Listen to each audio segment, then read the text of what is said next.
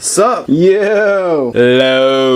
SupYoLo. What's going on, everybody? Welcome to the third episode of SupYoLo. Today I have a fellow thespian friend. He is an actor and writer. Everybody welcome Roman D'Ambrosio. Thank you. Thanks. Welcome to SupYoLo. Yeah, happy to be here. All right, so let's start off with the basics. Roman, where are you from? I'm from Midland, Michigan, up north near Saginaw. Okay, can you show us on the hand whereabouts that is? Yeah, just around here. You are an actor and a writer, right? I'm a playwright. And a playwright. Yeah, that usually, the stuff I kind of cover usually deals with people's relationships, I think, in their most intimate settings. When it comes to the acting portion of your career, when did you start acting? Well, it's a really funny story. I didn't plan on really acting. What happened was I wrote a play and I sent it to Dr. Beer, who's a theater director at UDM. He edited it for me, and then he finally met me in person. We talked about my script for a bit, and after the meeting, he told me that I should try and audition for the upcoming fall show. I really wasn't into it because I didn't think... What show was that? That was Wittenberg. Wittenberg, okay. And I wasn't really... I said no because I just didn't think I was into it. I didn't really want the commitment. And I just didn't feel like I was going to fit into that world or that mold of doing very theatric stuff. And, he convinced me more and more. And I thought to myself that, well, if he's really pushing for me to do this, I might as well, just be nice and do it. I ended up getting cast, for the main role for Hamlet in this Wittenberg show. Congratulations. And so what happened basically was that there was some budget issues. They couldn't do the show, so they offered me a small role in their next show, Bright Room Called Day, right? Okay. And I was in 2 scenes in that. And one of the fellow actors also worked with Shannon Hurst, and she owned the Little Door Theater. He told her about me. Next thing I know, I'm getting a Facebook message asking me to come in and join King Lear, their production. Okay. And I was in that, right? So I went from one show in November to the next show in December.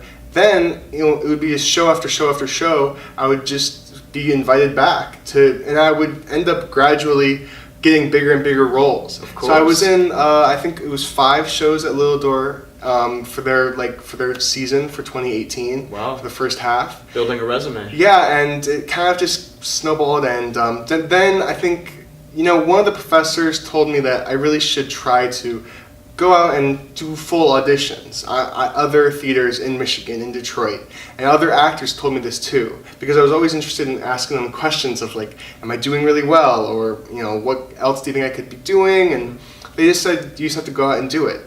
So I just felt that if the universe, is opening this door for you and is saying well, you're getting all these roles, just go and audition for more. So I did. So I've been doing that now, and so it's just been kind of crazy so far. Okay, so how old are you now? I'm 20. Okay, so you would, I guess, say that you started acting when you were 19. Yeah. Very recently. Okay, we have a newbie on the set. What about when it comes to playwriting? When did you write your first script? Well, that's really funny. So my very first script, I was in 7th grade, and it was 30 pages long. Okay, and I thought that was super long and insanely intense. And what it was it was inspired by Macbeth. Okay. Macbeth and Shakespeare, I was always into that. I always liked watching films of Shakespeare, and I always I loved kind of the romance of murder and revenge and all the and I loved also this idea of people kind of backstabbing each other and getting into that mindset. And it's a very interesting mindset to try to enter yourself, especially at that age. So when you started writing about it, what did you experience? Well, it wasn't that good. It wasn't that good. I was in 7th grade, and I just remember it was actually based off of my hometown, Midland. They have a chemical company, Dow Chemical, that it kind of runs the town economy, And so I was really exposed at an early age to kind of this weird social ladder, this weird idea of that person's dad works with that person's dad, and they don't like each other, or that person's dad fired that person's dad, and so it was just weird, and so I noticed that, and I thought, oh, this is like it's like a modern Macbeth, because there's this weird hierarchy and people are clawing up it. But when you're, in 7th grade, it's like that's what I was seeing. And so I thought it'd be really, really cool if there was a play, something like that took it all the way to the full degree of like, what if someone stabbed someone to death? And so I wrote this first script, and I remember giving it to one of like my teachers. I was in 7th grade, and it was just like, that's really, really cool that you wrote this. And it wasn't okay, that's fine, go away. It was, no, that's really, really cool. So like middle school and the first half of high school, I was just obsessed with plays and obsessed with musicals and watching them and reading them and doing as much research as I can into Shakespeare, as much research I can into forming a play, right? But this was all on my own. I had never actually spoken to adults about this. I had never spoken to like teachers or anything to try to get resources from, because I really was determined that just me and the internet alone could figure out the formula, I guess, of how could you make a Shakespeare tragedy but put that in like the modern world, because that was what I was trying to do. When I was 16, I thought to myself that this is what I was going to do. I was like, this is the year I'll finally go back to this script I wrote when I was in 7th grade and revamp it, right?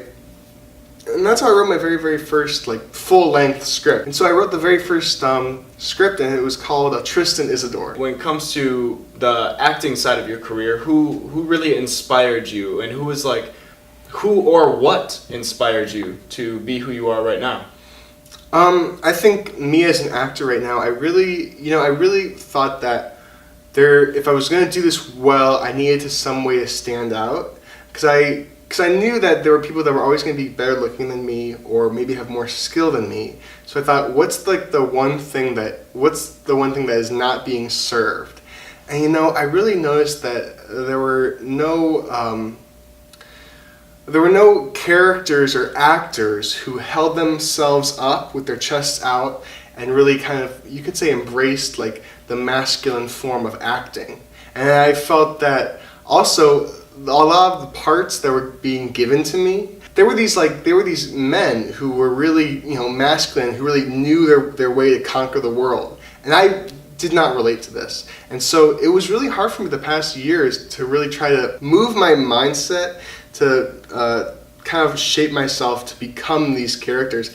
And I'm really, really thankful for it, because it really allowed me to see like the limits of where I could go as Roman, but also where I could take characters. And then the feedback I would always get is, you're just doing this character really well. Mm-hmm. And I knew that that doesn't sound like much, but to me it was just a big deal, because I worked really hard just to get to that level of you're just doing it really, really well. But the specific actors who really, really inspired me, I just wanted to be like I still want to be like Marlon Brando, because I remember I always thought like, well, who is like the best actor of all time? And it'd probably be Laurence Olivier or Marlon Brando. And I thought, yeah, I totally would love to be Marlon Brando.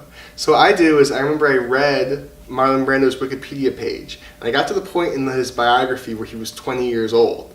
And when he was 20 years old, I think he was like homeless, hitchhiking up, like he was away from his family and stuff. He was in a gang, all this crazy stuff. He didn't start acting until his mid-20s. And so then I was like, oh, this is really interesting. So what I still do today is that when I find an old actor, like in an old movie, or even new actors, I'll read their Wikipedia page, and I get to the spot where they are my age currently, because I see what the heck did they do. And I try to draw a path, because no path to success, especially in acting, there's no formula to do it. Right. And so I'm really interested in this whole in finding this pathway to do it. And what I've also noticed is that a lot of those old actors like Clark Gable and Steve McQueen and James Dean, they lived life. They lived life before they were on stage, and so they had stuff to actually draw from, because the way they acted was not in an incubator. They actually would work on a railway, or work as a lumberjack, or work on the docks, and so they would do a lot of real life things. So they would know what it's like. And I was always someone that I really I just really was always someone that wanted to go out there and feel the world. And so they usually say that by the time, you're good enough to play Hamlet, you're too old to play Hamlet, right? The emotion and the level, the psychology of it all, you have to be 40 years old to live a life to get what the hell he's talking about. Wow. We just got to let all that sink in for just a second, because that was extremely powerful. Thank you so much.